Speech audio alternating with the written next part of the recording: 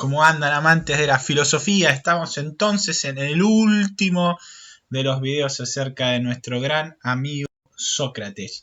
Tenemos que hacer un pequeño repaso a fin de no perdernos en lo que vimos hasta el momento, dado que es un gran pensador y por lo tanto es muy complejo en algunas cuestiones de entender.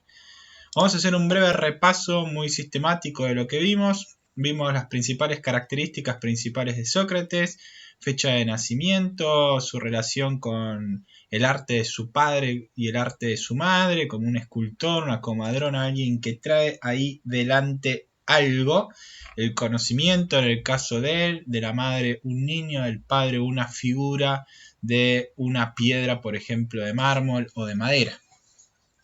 La vocación de Sócrates, que estaba llamado a anunciar un nuevo giro, a pensar cómo debía obrar el ser humano. Esto se le llamará giro antropológico, se dejará de pensar en la physis griega, en el problema de lo uno y de lo múltiple, y se pasará a pensar cómo debe obrar el ser humano en medio de la polis. No nos dejó Sócrates ninguna obra escrita, esto nos plantea y nos paró frente a un problema que tuvimos que recorrer la fuente de Genofonte, de Aristóteles o de Platón para poder conocerlo. Esto ha generado cientos de interpretaciones acerca de Sócrates. Quedamos con la interpretación de que Sócrates sí es un personaje distinto a Platón, Sócrates sí vivió en Atenas, Sócrates murió, como lo narra la Apología, y de alguna manera el Sócrates de los primeros escritos de Platón es más parecido al Sócrates histórico, mientras que los Sócrates como de los libros del tiempo medio y del Platón final son más Platón que Sócrates. Algunas ideas básicas que ya estuvimos viendo, todo comienza con este conócete a ti mismo, que es una máxima de alguna manera que se recibe del oráculo de Delfos. Hay que entenderlo también desde una perspectiva mítica, simbólica, no pudiendo separar la filosofía y la mitología tan sesgada como si propondrá la filosofía posterior a Sócrates y ciertas interpretaciones filosóficas en torno a la historia antigua, la filosofía de los presocráticos y otras cuestiones que recuperaremos a entrada a la contemporaneidad con personas como Nietzsche, Heidegger y otros tantos filósofos de entonces. ¿En qué se trata esto del giro antropológico? Como decíamos, el pensar cómo debe vivir el ser humano. Y para saber cómo debe vivir el ser humano es necesario conocer la regla que le va a permitir al ser humano vivir bien. Y por lo tanto, lo que tiene que conocer el ser humano es el bien. De esta manera se une la episteme, que es lo que vamos a ver a continuación, con la virtud, con la arete. Es decir, la ciencia con la virtud. El que conoce el bien va a obrar bien. Y en eso se va a distinguir la virtud socrática de la virtud posterior aristotélica. Para Sócrates, el que conoce el bien lo obra, y si obras mal es porque todavía no conoces de forma completa el bien, mientras que para Aristóteles el bien es de alguna manera, o la virtud es una regla que va a estar en relación con este bien, pero que uno lo puede llegar a perder, que uno necesita todo el tiempo estar repitiendo determinadas actitudes o actos que van a conformar los hábitos. Entonces la virtud en Aristóteles va a ser un hábito operativo, es decir, un hábito de nuestro obrar bueno. Mientras que el vicio, lo contrario, va a ser un hábito operativo malo. Eso en Aristóteles lo veremos posteriormente. En Sócrates, conocer el bien es obrarlo de forma determinística, de forma necesaria. Para poder conocer el bien, lo primero que había que generar era una suerte de ignorancia. Reconocerse a sí mismo significa conocer la propia ignorancia y que uno no sabe todo, que uno no sabe cómo obrar, y por lo tanto Sócrates iba por el mundo, por la polis griega de aquel momento de Atenas, llamando a todos a la reflexión. Su forma de hacerlo era la ironía, ¿no? Esta ironía que jugaba también de manera simbólica, porque decía pero no decía. Al decir ocultaba ciertos sentidos. No terminabas de comprender con totalidad lo que Sócrates quería decir. De forma tal que cuando él se decía que era un maestro y por lo tanto preguntaba, pero nunca daba respuestas, sí estaba queriendo decir que era un maestro, quizás un maestro de la metodología nueva, para pararse humildemente de forma ignorante ante la realidad para poder conocerla, pero no era la manera de un maestro en que los griegos de entonces creían que un maestro era, es decir, aquel que da definiciones concisas, definiciones precisas en torno a determinadas cuestiones. Por lo tanto, esto nos llevó a pensar, la ironía nos hizo pensar y la ignorancia, la humildad frente a la realidad que se manifiesta, que se nos da, nos llevó a la mayéutica. Ustedes habrán visto seguramente en el colegio o en algún manual de filosofía alguna vez que la técnica o el método socrático es la mayéutica. Es este arte de acompañar el proceso de conocimiento de otro mediante preguntas y preguntas. Esto se puede ver claramente y lo vamos a ver cuando analicemos los textos de la República de Platón en la próxima clase, donde el personaje Sócrates invita a otros todo el tiempo a preguntarse y a conocer a través de las preguntas, acompañándolos, haciendo reflexiones en torno a lo que las respuestas y volviendo a repreguntar y así sucesivamente hasta ir encontrando la respuesta. Esto nos llevó a pensar que la mayéutica no se da en la soledad, sino que la mayéutica se da en comunidad.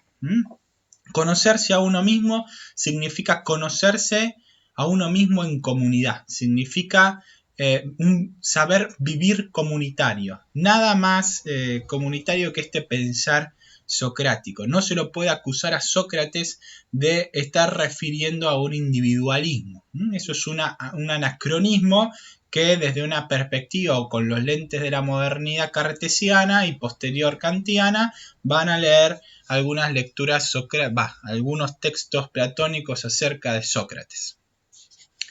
Quedamos entonces en empezar a pensar la relación de forma más detallada entre ciencia y virtud, entre episteme, conocimiento verdadero, y virtud, arete, la dimensión del conocimiento teórico y la cuestión del conocimiento práctico.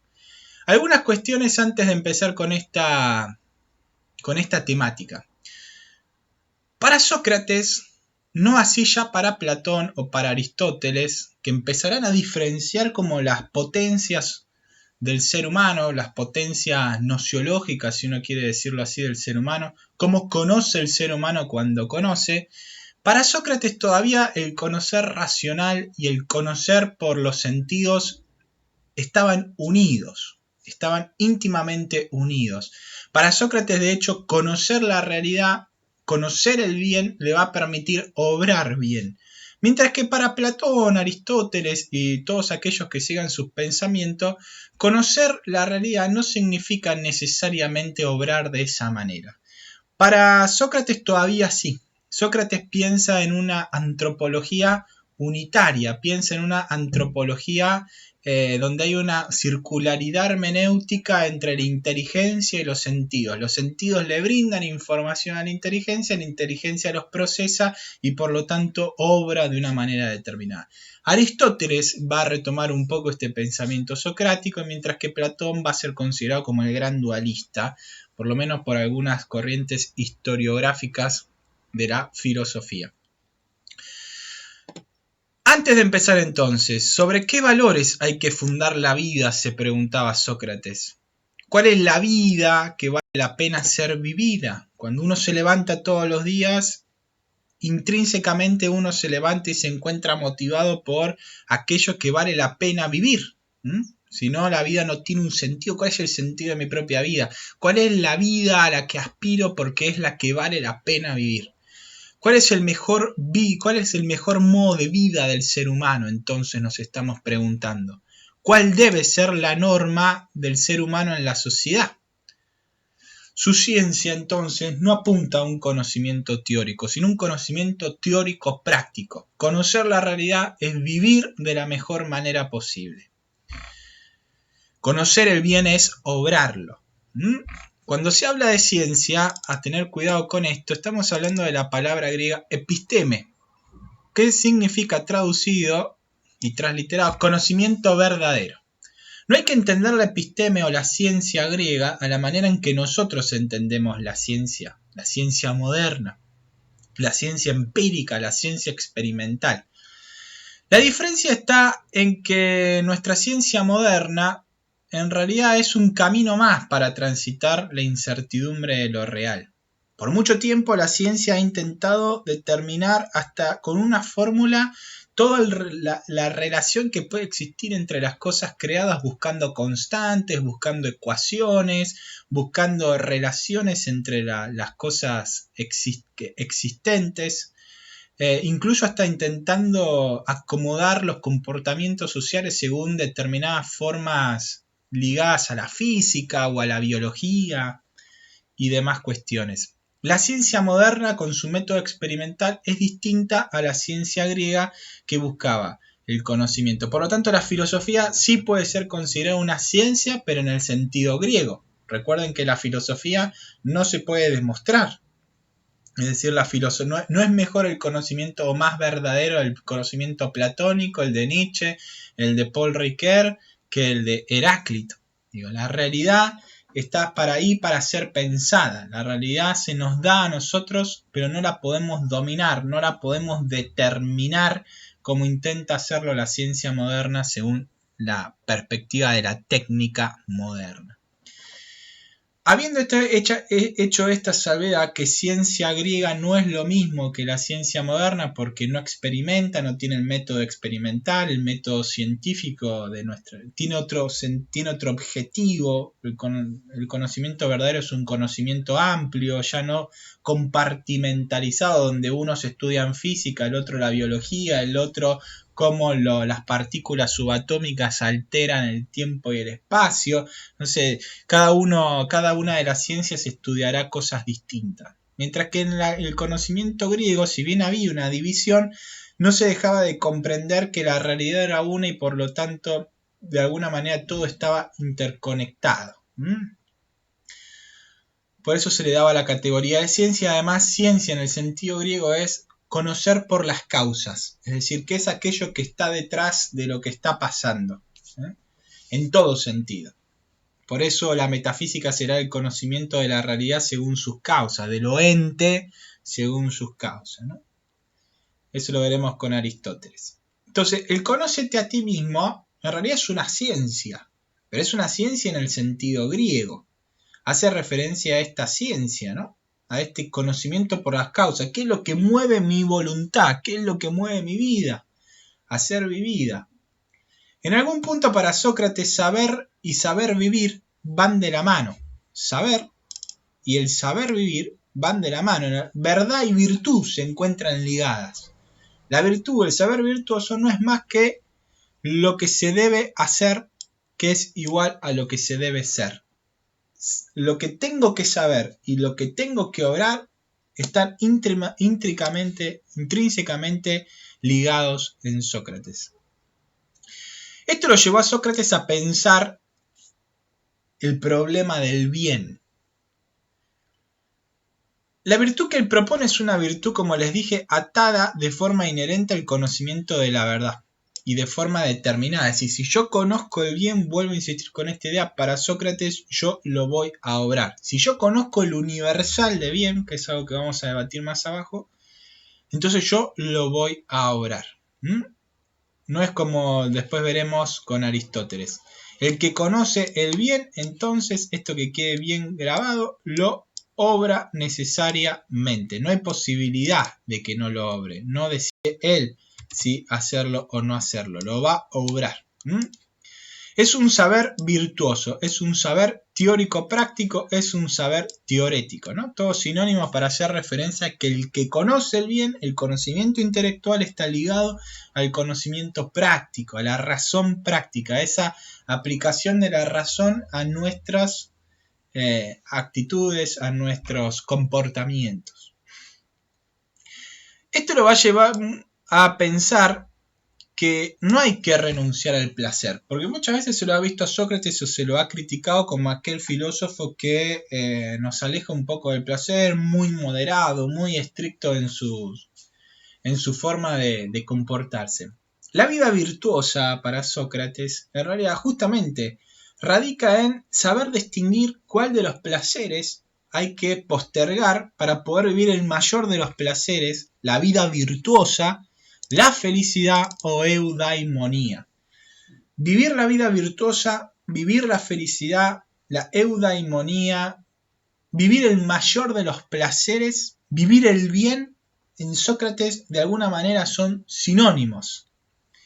El hombre virtuoso es el hombre feliz. Y el hombre feliz es el hombre que hace el bien, ¿no? De hecho, uno puede rastrear cómo en nuestra cultura eso sigue estando. ¿Quién es el hombre aparentemente feliz? El que hace el bien. ¿Quién es el que, desde una perspectiva de aquellos que hacen el bien? Bueno, generalmente se los reconoce como más felices. Eso todavía está como en nuestra cultura, por más que el hombre feliz se haya atado a algunas otras perspectivas, como aquel que tiene dinero, como aquel que tiene poder, como aquel que tiene todas sus situaciones resueltas. Nos lleva a mostrar que más allá de tu condición económica, más allá de tu condición social, más allá de tu condición en el cuerpo social que tengas o en el que vivas, que el hombre feliz es el hombre virtuoso, el hombre que hace el bien. Interesante para rescatar para nuestro tiempo. Dicha felicidad entonces implica conocer el placer máximo, lo que va a ser la felicidad, que tiene que ver con la virtud, con el bien, como venimos hablando. Entiende al ser humano de forma integral, un ser humano que piensa, que siente pasiones y que obra con voluntad, pero todo de forma intrínsecamente unida. Platón después esto lo terminará dividiendo. De alguna manera entonces el saber para Sócrates es un saber y un saber hacer. Un modo de estar siendo, un modo identitario, un modo comportamental, un modo de estar siendo en el mundo. Un modo de comportarse y un modo de ser, van de la mano. Obrar y ser van de la mano. Algunos han intentado ver en este pensamiento socrático a un Sócrates utilitarista, es decir, aquel que pone como sinónimo lo útil de lo bueno, aquello que me sirve para vivir bien como lo bueno que me hace vivir bien, o lo que es mejor para mi propia vida. Esto en realidad es un anacronismo, es pensar desde la contemporaneidad y con los anteojos de la técnica moderna a alguien que pensaba con la técnica griega, desde otra perspectiva, desde otro pararse frente a la realidad, con otros anteojos. Al buscar lo verdaderamente útil, ¿qué es lo útil para Sócrates? El bien, porque es lo que le va a permitir vivir bien. Pero esto no es lo útil a la manera en que lo piensa la modernidad desde un trasfondo relativista. Para Sócrates había algo que era el bien, y si uno conocía ese bien, lo iba a obrar. No es que Sócrates está siendo utilitarista, que lo útil es lo bueno, pero sobre un trasfondo relativista, donde lo útil depende de lo que a mí me conviene en el momento. Había algo establecido, de hecho es lo que le plantea, y uno de los grandes problemas que les deja a sus continuadores, a Platón y a Aristóteles, el problema del universal, el problema de la esencia, el problema de la usía, el problema de la naturaleza, el problema de la definición de algo. ¿Qué es eso que está ahí adelante? ¿Hay algo que lo hace ser lo que es? La virtud es ciencia, para Sócrates, es conocimiento integral. Después vamos a ver que Platón y Aristóteles van a pensar en un punto distinto, desde un punto de vista distinto. Por lo tanto, si bien Sócrates, como dijimos en un principio, no es un político, no se mete en la vida política de forma directa, necesariamente su forma de pensar, su forma filosófica de ver la realidad, le va a llevar obviamente a tener una concepción particular del hombre en sociedad.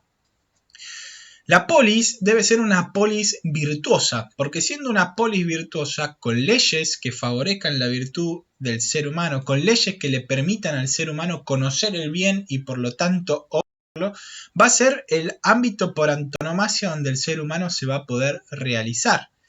En esto es interesante ver con dos cuestiones. Una, que hay un trasfondo filosófico siempre detrás de todo pensamiento político. Detrás de todo pensamiento político hay un trasfondo filosófico que lo sustenta. De hecho, no es para nada raro encontrar que hay ciertos pensadores al lado de cada uno de los gobernantes del mundo que generan como la suerte de ideas básicas que fundamentan el obrar de quien está al mando del poder ejecutivo, de la realeza o de distintas formas de gobierno que existen alrededor del mundo. La segunda cuestión es pensar que estos gobiernos legislan o establecen o prescriben, en el fondo tienen dos funciones. Una a corto plazo, es decir, intentan prohibir o intentan generar un determinado comportamiento en la sociedad. Pero a largo plazo, si este comportamiento se mantiene, va a generar una cultura, una forma de ser, un modo de pararse ante el mundo. Y por lo tanto tiene una función de comportamental a corto plazo, pero a su vez también una función comportamental a largo plazo, educativa, cultural para esa sociedad en particular. Entonces toda ley también está legislada sobre un trasfondo filosófico, implica una concepción de cómo tienen que ser las relaciones entre los seres humanos en medio de esa sociedad. También interesante pensar esto, sobre todo cuando hay leyes que tienen que ver con la economía, leyes que tienen que ver con la salud, leyes que tienen que ver con la educación, leyes que tienen que ver con la cultura, con la inclusión de las minorías. Hay todo un trasfondo filosófico que habrá que saber interpretar cuál es para poder entender los caminos por donde está yendo un determinado gobierno o por donde está yendo un determinado poder del Estado. Entonces, de alguna manera terminamos así estos grandes pensamientos socráticos. Una cuestión más, sobre todo porque Sócrates en la Apología habla de que él está impulsado por lo divino para hacer su obrar. Él siente que es un mandato divino lo que tiene que hacer. Pero llamativamente en la Apología de Sócrates escrita por Platón, vamos a encontrar que una de las acusaciones que le hacen en su juicio final y que después lo condena a muerte es justamente que distorsiona la enseñanza con respecto a los dioses griegos. Porque él va a ver, en el fondo, que lo que primero está es lo divino, el bien. El bien para él va a ser lo divino. Y en ese bien, de alguna manera, todos los dioses concretos, con los nombres específicos de los dioses griegos, van a ser como las figuras que van a estar por encima de ese fondo o que se van a mover en ese fondo. Lo importante es el bien, lo que me va a hacer obrar bien, lo que me va a dar felicidad, la eudaimonía, lo virtuoso. No es tanto el dios tal o el dios cual. Cuando él habla de lo divino, en el fondo hace pensar que está hablando de esta idea de bien. Esto nos va a llevar a dos cuestiones últimas con respecto a Sócrates. La inducción y el concepto o el universal. Dos conceptos que él va, o dos ideas que él va a tirar de alguna manera sobre la mesa para la filosofía posterior y que toda la filosofía posterior de alguna manera lo ha tomado.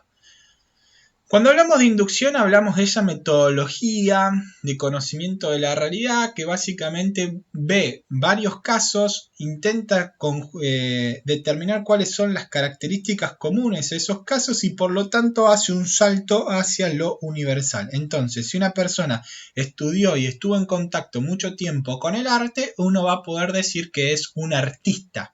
Es decir, de alguna manera porque conoce la metodología, las distintas corrientes artísticas, porque está con las obras de arte, porque le gustan las obras de arte, uno va a poder decir que es un artista, ¿no? Pero esto nos lleva a otro problema más. La inducción es uno de los métodos que utiliza la ciencia, por ejemplo. Pero esto nos va a llevar a un problema más. ¿Cuál es ese otro problema? El del universal, el del concepto. Entonces, ¿qué es un artista? Porque está bien, de las distintas cercanías que uno tiene con lo que llamamos arte, uno va a poder decir que alguien es un artista. Pero, ¿qué significa ser artista? ¿Cuál es la definición de artista? Esto, en el ámbito de la filosofía, se va a llamar universal. El universal es un problema que le va a dejar Sócrates a toda la historia de la filosofía. Por eso es impresionante también la profundidad del pensamiento socrático, porque trasciende la historia, nos marca como historia.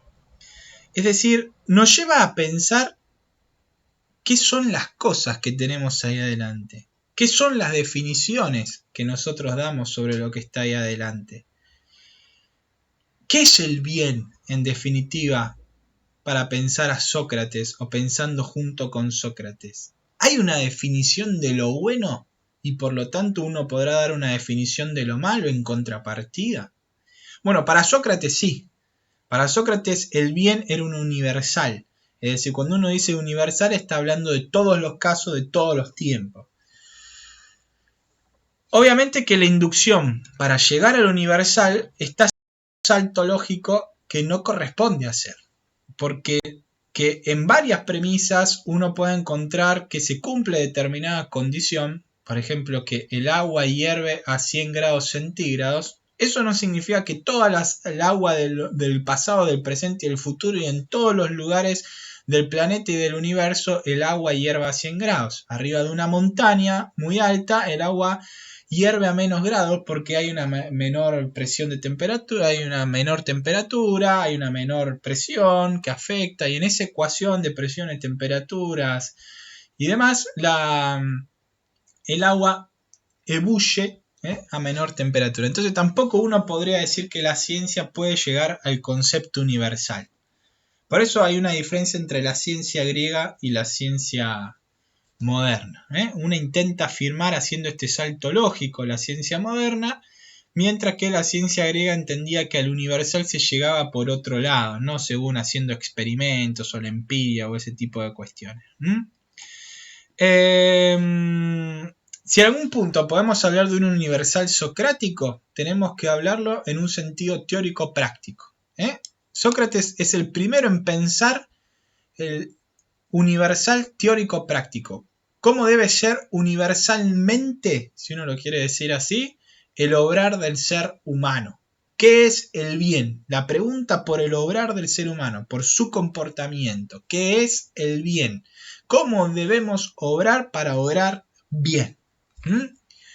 Sus conceptos universales son conceptos ético-prácticos, no a la manera de esencia como después lo intentará trabajar Platón con los eidos o las ideas de árbol, de sol o de lo que fuera, o como si después lo hará la usía aristotélica. Seguimos pasando. Bueno, básicamente llegamos entonces al final. Vuelvo a insistir, Sócrates es un gran pensador por lo siguiente. Ahora después les voy a explicar la actividad. En principio nos tiene que quedar que Sócrates planteó un giro antropológico en la filosofía antigua. En segundo lugar, que tiene una concepción de ciencia distinta a la ciencia que uno conoce y que esa ciencia, esa episteme, estaba en contacto con la virtud, con la arete. Conocer el bien significa obrarlo, es un conocimiento teórico práctico, el bien es un universal teórico práctico.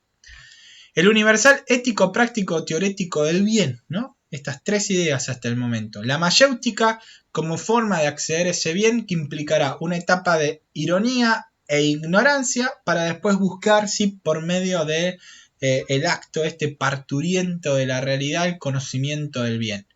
Y por lo tanto, para llegar a ese conocimiento del bien va a plantear de alguna forma la metodología inductiva, pero no a la manera de la ciencia moderna, sino en el mundo de la episteme griega. 5 ideas para tener en cuenta la trascendencia de Sócrates a lo largo de la historia.